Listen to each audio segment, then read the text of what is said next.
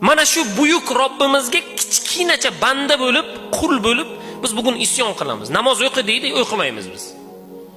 Zino qilma deydi, zino qilamiz. O'g'irlik qilma deydi, o'g'irlik qilamiz.